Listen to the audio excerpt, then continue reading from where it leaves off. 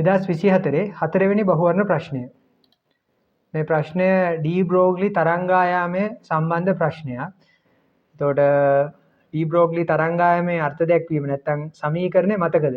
ඩී බ්‍රෝග්ලි තරංගායාමය. එතකොට ඩී බ්‍රෝග්ලි තරංගායාමයේ සමීකරණය ප්ලාන්ක් නියතයේ බෙදීම, ස්කන්ධය ගුණ කිරීම, අදාළ වස්තුවේ වේගය. ඒතර අපිට අවශ්‍ය වෙන්නේ චාලක ශක්තියින් අතර අනුපාතය. එතකොට චාලක ශක්තියින් අතර අනුපාතය ලබා ගන්න නම් අපි දැනගෙන ඉන්න ඕනේ චාලක ශක්තිය. චාලක ශක්තිය කියලා අපි ගන්නෙ භාගය ගුණ කිරීම, ස්කන්ධය ගුණ කිරීම, වේගයේ වර්ගය. එතකොට මේ පළවෙනි සමීකරණයෙන් අපිට පුළුවන් MC උක්ත කරන්න. එතකොට MC සමාන වෙනවා ප්ලාන්ක් නියතයේ බෙදීම තරංගායාමයට. එතකොට ඒකෙන් අපිට ලබා ගන්න පුළුවන් MC වර්ගය. M වර්ගය C වර්ගය. අපි මේ ප්‍රකාශනයේ සම්පූර්ණයෙන් වර්ග කරනවා. ඇයි අපි එහෙම සම්පූර්ණයෙන් මේ ප්‍රකාශනයේ වර්ග කරන්නේ? අපිට MC මේ චාලක ශක්ති සමීකරණයට ආදේශ කරන්න පුළුවන්. ඒතකොට MC අපි ආදේශ කළොත් මොකද වෙන්නේ? වේගයේ පදේ ඉතිරි වෙනවා. එතකොට මේ ප්‍රශ්නයේ ස්කන්ධය ගැන දත්තයක් දීලා තිබුණාට වේගය ගැන දත්තයක් දීලා නැහැ. ඒ නිසා M ඉතුරු වුණාට ප්‍රශ්නයක් නැහැ. හැබැයි C ඉතුරු නොවෙන්න ඕනේ. ඒ නිසා අපි මේ ප්‍රකාශය වර්ග කරනවා. එතකොට M වර්ගය C වර්ගය සමාන වෙනවා H වර්ගය බෙදීම ලැම්ඩා වර්ගය. එතකොට දැන් අපිට පුළුවන් මේ ප්‍රකාශයෙන් MC වර්ගය ලබා ගන්න. එතකොට MC වර්ගය කියන්නේ H වර්ගයේ බෙදීම ලැම්ඩා වර්ගය ගුණ කිරීම M.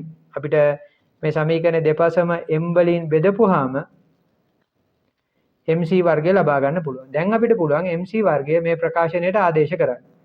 එතකොට චාලක ශක්තිය සමාන වෙනවා භාගයයි MC වර්ගය කියන්නේ H වර්ගයේ බෙදීම ලැම්ඩා වර්ගය M. එතකොට x අංශුව සඳහා චාලක ශක්තිය කියලා කියන්නේ භාගය ගුණ කිරීම h වර්ගය බෙදීම. එතකොට x අංශුවේ ඩී බ්‍රෝග්ලි තරංගායාමය එයාගේ වර්ගය ගුණ කිරීම x අංශුවක ස්කන්ධය.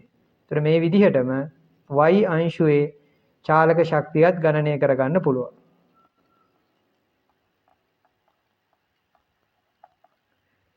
එතකොට අපිට අවශ්‍ය වෙන්නේ x සහ y හි චාලක ශක්තියින් අතර අනුපාතය. එතකොට අපිට පුළුවන් මේ ප්‍රකාශ බෙදන්න. x වල චාලක ශක්තිය බෙදීම y වල චාලක ශක්තිය. භාගයේ සුළු වෙනවා ප්ලාන්ක් නියතයේ සුළු වෙනවා. එතකොට ඉතිරි වෙන්නේ 1 බෙදීම ලැම්ඩා x වර්ගය mx බෙදීම 1 බෙදීම ලැම්ඩා y වර්ගය my.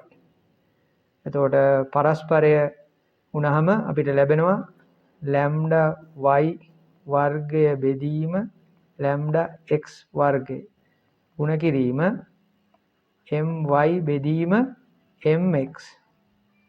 එතකොට මේ ප්‍රකාශනය අපිට තව ටිකක් සුළු කරන්න පුළුවන්. ලැම්ඩා y බෙදීම ලැම්ඩා x වල වර්ගය කියලා ලියන්න පුළුවන්. ගුණ කිරීම my බෙදීම mx.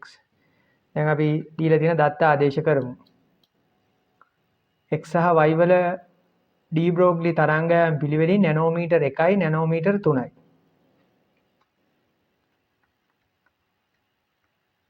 නැනෝමීටර් 3යි y වල ඩී බ්‍රෝග්ලි තරංගායම නැනෝමීටර් 1යි x වල ඩී බ්‍රෝග්ලි තරංගායම.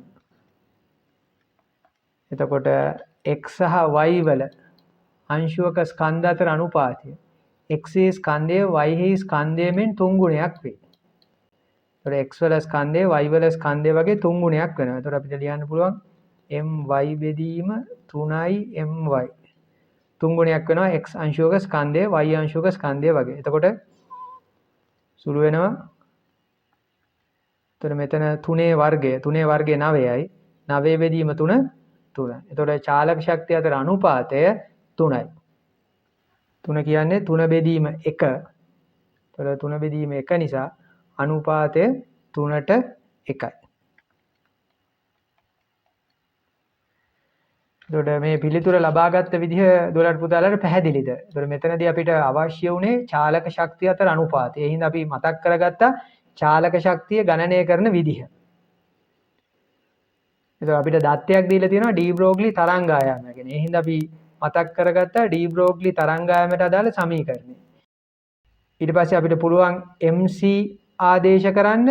එහෙම නැත්නම් MC වර්ගය ආදේශ කරන්න. එතකොට මම MC ආදේශ නොකළ MC වර්ගය ආදේශ කළේ MC ආදේශ කළා නම් C ඒ කියන්නේ අංශුවේ වේගය ඉතිරි වෙනවා. එතකොට අංශුවේ වේගයට අදාළ දත්තයක් මෙතන දීලා නැහැ. හැබැයි MC වර්ගය ආදේශ කළොත් M ඉතිරි වෙනවා. එතකොට M ඉතුරු වුණාට අංශුවක ස්කන්ධය ඉතුරු වුණාට ප්‍රශ්නයක් නැහැ. ඇයි X ස්කන්ධය Y වල ස්කන්ධය වගේ 3 ගුණයක් කියන දත්තේ අපිට ලැබිලා තියෙනවා. ඒ නිසා ඒ විදිහට කල්පනා කරලා ආදේශ කරනවා. එතකොට මේ විදිහට චාලක ශක්තිය සඳහා ඩී බ්‍රෝග්ලි තරංගායාමයේ සහ ස්කන්ධය අඩංගු වන සමීකරණයක් ලබා ගත්තා. ඊට පස්සේ අපිට පුළුවන් x සහ y වල චාලක ශක්තිය සඳහා වන ප්‍රකාශ ලියලා ඒ ප්‍රකාශ වලින් පිළිතුර ලබා ගන්න. ඒ විදිහට තමයි මේ ප්‍රශ්නෙට පිළිතුරු ලිවිය යුත්තේ. වැරද්දක් වෙලා තියෙනවා නම් ඒ වැරද්ද නිවැරදි කරන්න, අඩුපාඩු තියෙනවා නම් ඒ අඩුපාඩු සම්පූර්ණ කරන්න.